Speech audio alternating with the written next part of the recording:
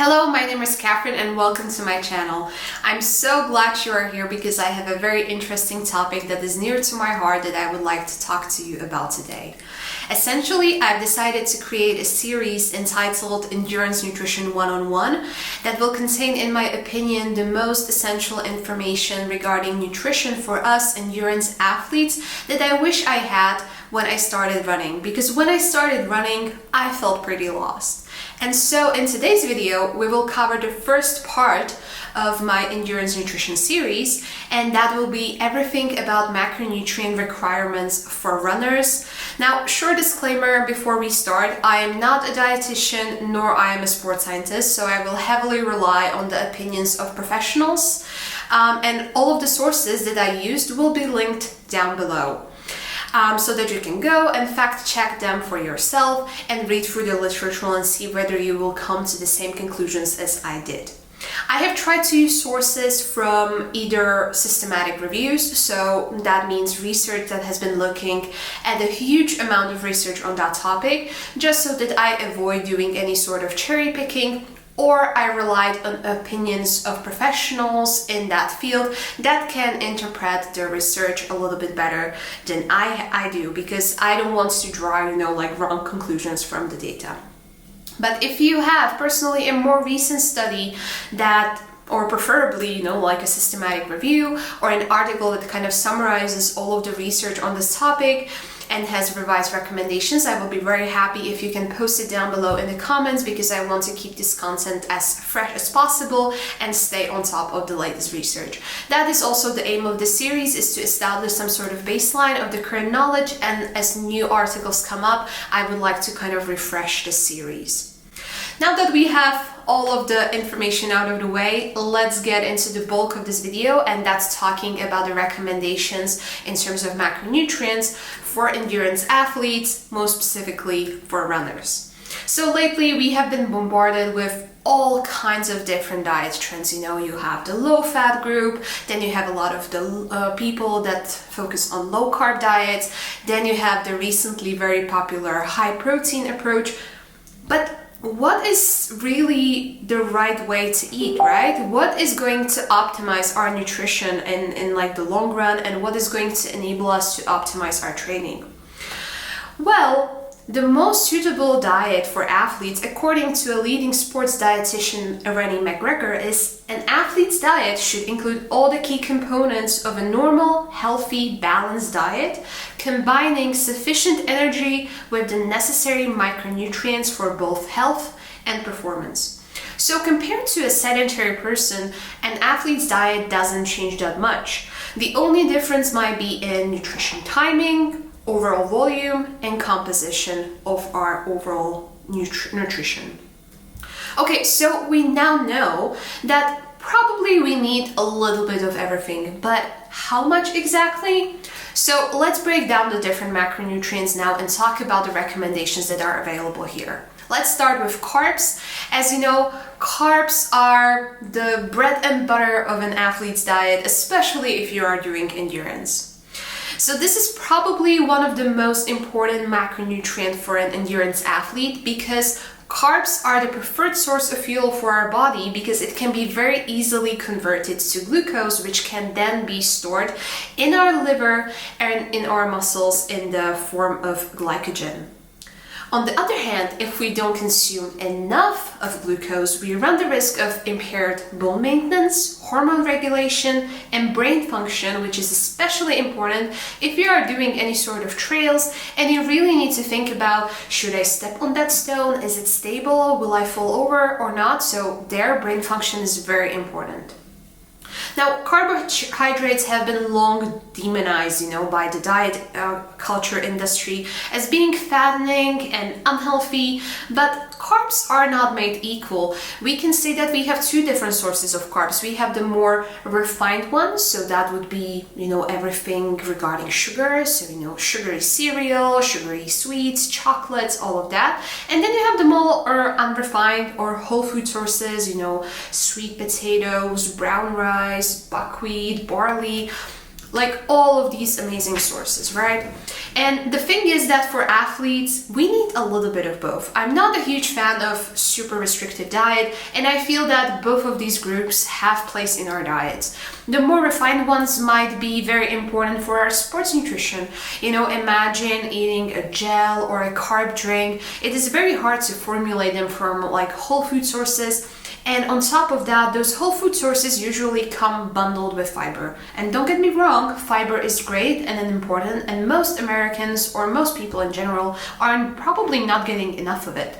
But during sports activities, it can actually cause us GI distress, so we should be very careful around our decision on how much fiber we are going to consume, especially if it surrounds our training. That is why it is mostly recommended to consume high carbohydrate, moderate amounts of proteins, and low fiber prior to exercise to avoid GI distress.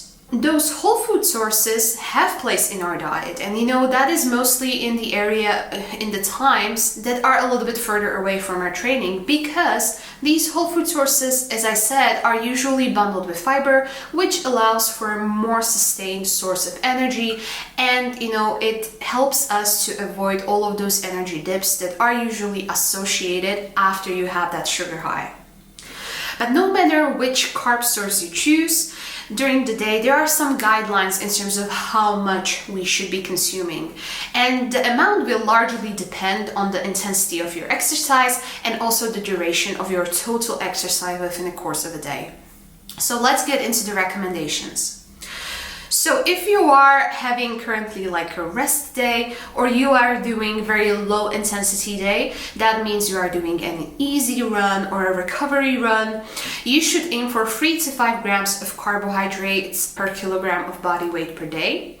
Now, if you are doing sessions that are lasting around an hour, so that might be days when you are simply doing strength training, or again some longer easy runs, recovery runs, or even some speed sessions, you should aim for around 3 to 5 grams of carbs per kilogram of body weight per day. Now for the bulk of our training, so days when you are doing around 1 to 3 hours of training, that can be a long run, it can be a double day when you are doing like a strength session in the afternoon and a run in the morning, or 2 runs in the day. Then you should aim for 6 to 10 grams of carbs per body weight per kilogram of body weight per day. And finally, if you are doing a lot of training, so you are probably more advanced, or you are preparing for like an ultra endurance event, so we are doing training of 4+ hours, then you should focus on getting around 8 to 12 grams of carbs per kilogram of body weight. And you might have noticed that these are ranges, and that is because nutrition is very individualized, and you kind of have to play with it yourself and find what kind of gives you enough energy to feel confident, to feel fuel during the workout without causing you any sort of GI distress. Of course, the general kind of recommendation can be that the longer, more intense activities will be on the higher part of the range. Now that would be everything we know about carbs. When it comes to the timing of these carbs around training, that's going to be in the second part of this video, so subscribe if you don't want to miss that one. But now let's move on to protein. So protein contributes to many important processes in our body, and lately it has been all the rage. If you don't live under the rock, you have probably seen many people claiming that you need like 200 grams of protein per day. Then some people saying, oh no, that's too much, you only need like 50 grams, like the RDA is sufficient. But as with most things in life, the truth is somewhere in the middle. There is something to the higher protein trend that we are seeing, and that is due to the fact that protein is incredibly important for any athlete because it is the main building block of our muscles. But not only that, it is important for repairing our muscles, and when we run, we actually break down some of our muscle fibers, so protein then comes in and can recover them and repair them. Now, how much do we really need? So some people eat huge amounts of protein, as I mentioned. Some say you only need to meet the RDI. But the problem with RDI is that it has been established mostly with sedentary people in mind. So it was established so that they avoid any sort of deficiencies and they are healthy. Of course, that is something that we as athletes want as well. We want to be healthy. We don't want to run into any deficiencies. But at the same time, we have a higher goal here. We want to optimize our training and we want to use our nutrition to be as efficient as possible. So that might mean, taking more than the RDI is actually optimal for athletes. And that is what the current research says. So it is recommended that even if you are not focusing on hypertrophy, but you are an athlete that is doing some sort of activity, you should aim for between 1.2 to 2.0 grams of protein per kilogram of body weight per day. Now, the higher end of that range will apply to you in the cases that you are doing very high intensity training.